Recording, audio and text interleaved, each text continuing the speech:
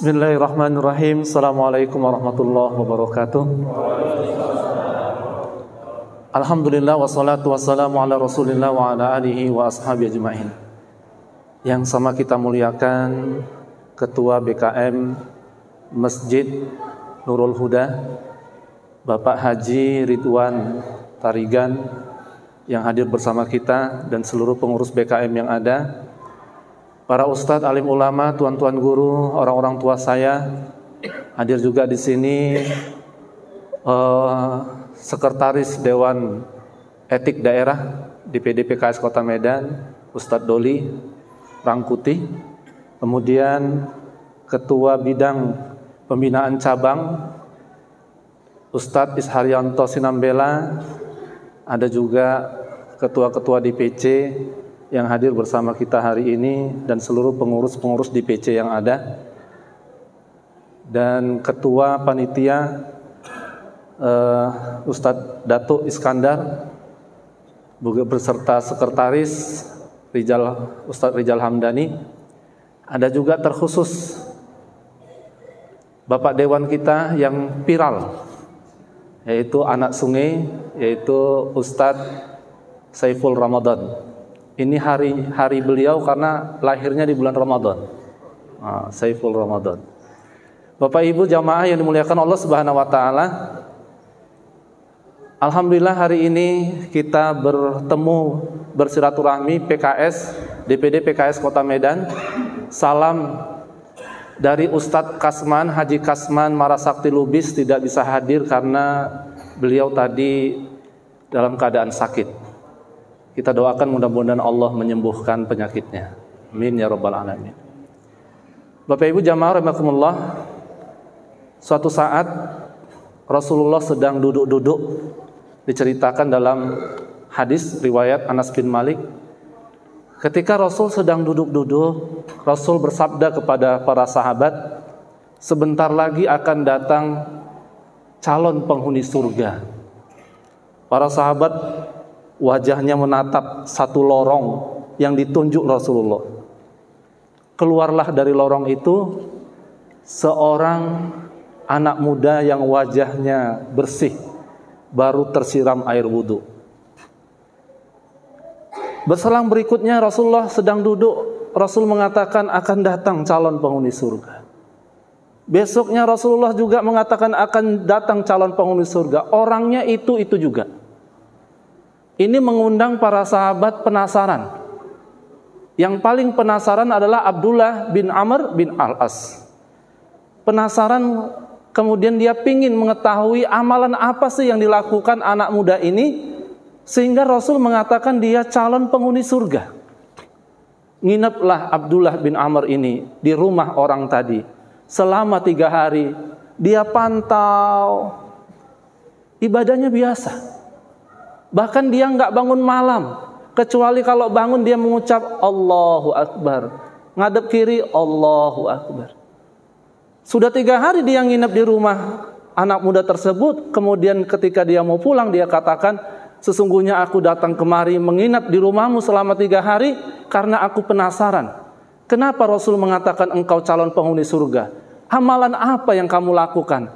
Tapi saya lihat tidak ada amalan istimewa. Kata anak muda tadi, memang aku nggak punya amalan istimewa seperti yang kau lihat. Cuman ada satu yang kau tidak tahu. Apa itu?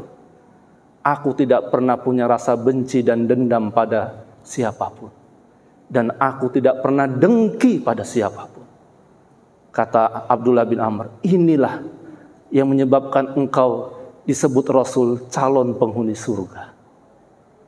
Tidak pernah benci dan dendam, dan tidak pernah dengki. Jamaah rahimakumullah, puasa ini Allah sebutkan la'allakum tattaqun. Banyak orang salah paham. La'alla itu supaya, agar. Beda supayanya kita sama supayanya Allah. Kalau supayanya kita, ya supaya kamu mungkin jadi, mungkin enggak. Tapi la'allanya Allah Subhanahu wa ta'ala, kita ini ditempa untuk jadi orang bertakwa, betul-betul bertakwa. Dan salah satu ciri orang bertakwa adalah wal kaziminal ghaiz wal afina 'anin nas. Mereka menahan marahnya dan memaafkan siapa saja. Anin nas, manusia, bukan anil muslimin, anil mu'minin, tapi anin nas, memaafkan semua manusia. Yang namanya manusia itu ada Hindu, Buddha, Nasrani, semuanya dimaafkan. Artinya Allah ingin mencetak kita menjadi manusia-manusia pemaaf, manusia-manusia yang sabar, manusia-manusia yang nggak iri dengki. Saya mau tanya di sini, siapa yang hadir di sini yang nggak pernah marah? Ada? Sejak lahir sampai sekarang nggak pernah marah. Ada nggak? Nggak ada ya. Yang disebut dengan wal kaziminal ghaiz, menahan marah itu bukan berarti nggak marah.